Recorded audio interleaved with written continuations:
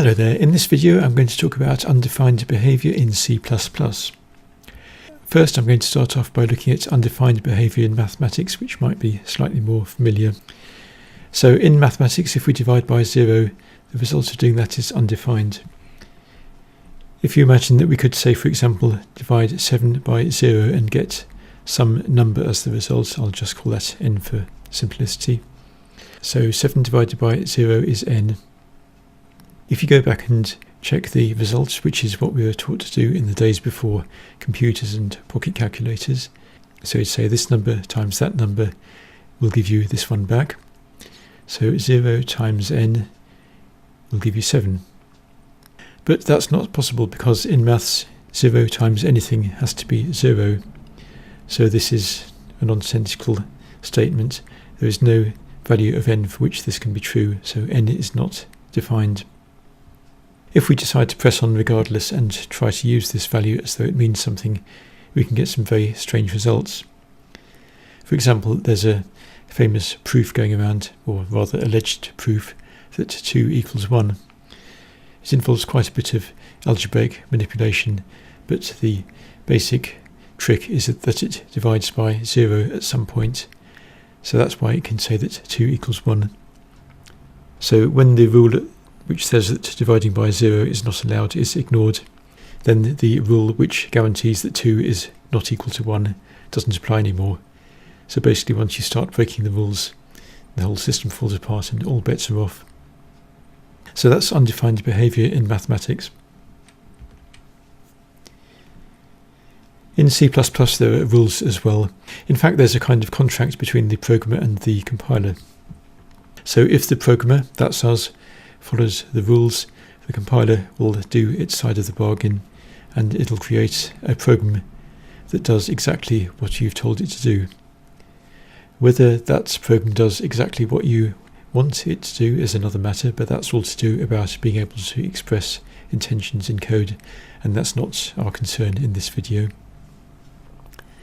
On the other hand, if the program breaks the rules, the compiler will not create a program at all, provided that the compiler can detect that the rules have been broken.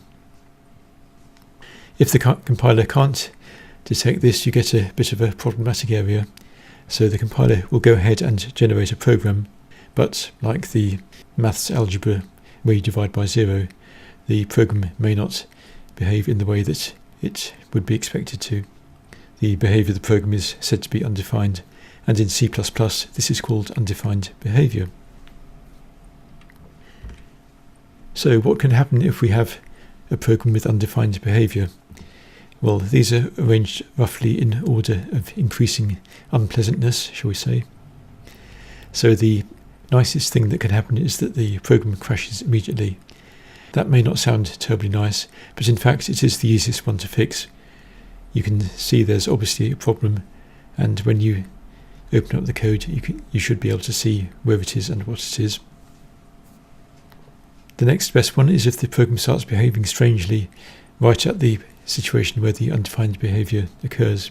So for example, if you're going to print out some text and instead you get a load of ugly binary gibberish, you'll know that there's something wrong and you need to investigate it.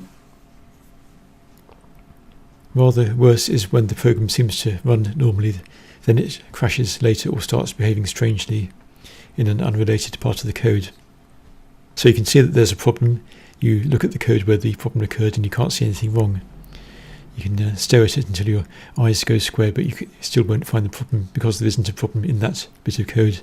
The problem is somewhere earlier on in the program. Intermittent errors, these are the bane of anyone who does any kind of maintenance, whether it's washing machines or industrial machinery or central heating or software. When you're trying to diagnose a problem, what you really want is for it to be consistently replicable, so you can make it happen whenever you want it to. So you can try out different things, see how the program or the machine reacts. You can observe it and try and detect a pattern. In other words, you can analyse it and try to understand what's going wrong. And then when you think you've found the problem, you can try to fix it. Then you start it up again. If it works, then that probably means you fixed it. And if it doesn't work, that probably means you haven't fixed it, so you're pretty clear on where you stand. When you have a program that only fails or goes wrong intermittently, then that's a bit of a headache. If it doesn't fail consistently, then it takes a lot longer to observe it and see the problem several times and try to work out what the pattern is. If you change something and try it again, does that mean you fixed it? Or does it just mean the problem's moved somewhere else or isn't manifesting itself at the moment and it will come back later on? As well as intermittent bugs, the other really annoying thing is when you have a hidden bug which sits there happily in your code, not doing anything until you change something. So for example, you make a change in some part of the code and then this tickles the bug which was in a completely different part of the code, and suddenly the program crashes or it doesn't work properly anymore. Another one is when you have a program that works fine when you've compiled it, so you give it to your friend or colleague for them to try out and they compile it. They use a different compiler or maybe a same compiler with the different settings, or there's something slightly different about their computer. So anyway, they run it up and it doesn't work. The worst one of all is when you've got a laboriously produced program you've spent ages designing, documenting, discussing, coding, implementing, testing, bug fixing, and goodness knows what else. And finally, the glorious day comes when you can send the program to your customer and they can get to appreciate your fantastic code, and they start it up and it falls over. So you get an angry phone call. The first thing that you think is, oh, there must be something wrong with your computer, but you go through and try and query all the settings and they're annoyed because you're implying that they've set their computer up wrong, and they're annoyed because your wonderful program doesn't work. That's a pretty difficult situation to deal with in terms of dealing with other people and having to admit that you've messed things up. So this is the worst one to have to solve, and this is the worst one to have to try and live down. Okay, so what sort of problems can cause undefined behaviour? Well, defining by zero is one of them that we mentioned earlier. You may be thinking, actually, why can't the compiler detect this? Just have a divide symbol and the digit 0. Well, it's not always as simple as that. You may have a long and complicated calculation that happens to produce the result 0. There's no way the compiler can go through this calculation and see that the error is going to be 0. Or even worse, if you're reading the number in from a file or from input, there's no way the compiler can tell that it's going to be 0. That's something that the programmer has to check and take responsibility for. So apart from that, there are lots of other things that can cause undefined behaviour, but there's really just one thing, which is a variable or data that doesn't have the value that you think it does, or isn't the kind of data that you think it is. So one example of this is uninitialized variables. In C++, if you have some data and you don't explicitly give it a value, then quite often it'll just have whatever value happened to be lying around in that bit of memory at the time.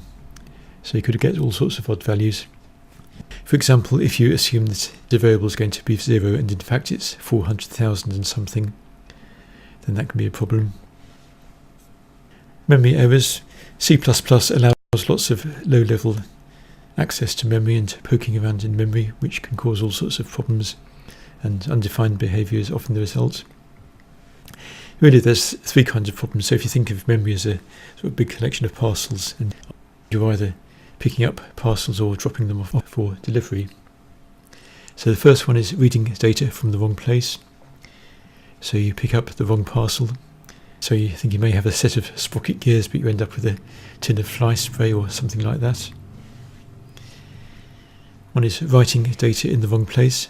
So you have a parcel which needs to go off to one customer and you put in the space for a completely different customer. And the other one is writing the wrong data in the right place.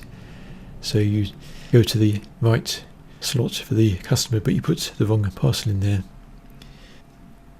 The other thing that can cause undefined behaviour is various circumstances where you either break rules or you try to be clever and work around them, so sort of bending the rules really.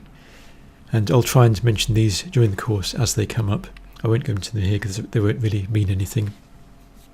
Okay, so how do you avoid undefined behaviour?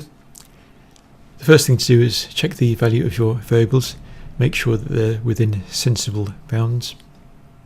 If you have variables that you create yourself, make sure they're initialized to a sensible value.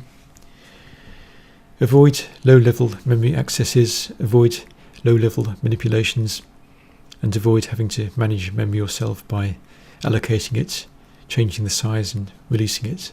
There are lots of things that can go wrong and cause all sorts of horrible problems. Fortunately, in modern C++, these are easy to avoid. There's a nice simple syntax you can use to make sure that your variables are always initialized, and you don't usually need to do any direct memory accesses yourself. You can use other things that handle that for you and have been thoroughly tested by really, really good people. Okay, so that's undefined behavior. I hope you don't have too many problems with this and that all your programs run smoothly and don't crash erratically. Good luck, and I'll see you next time.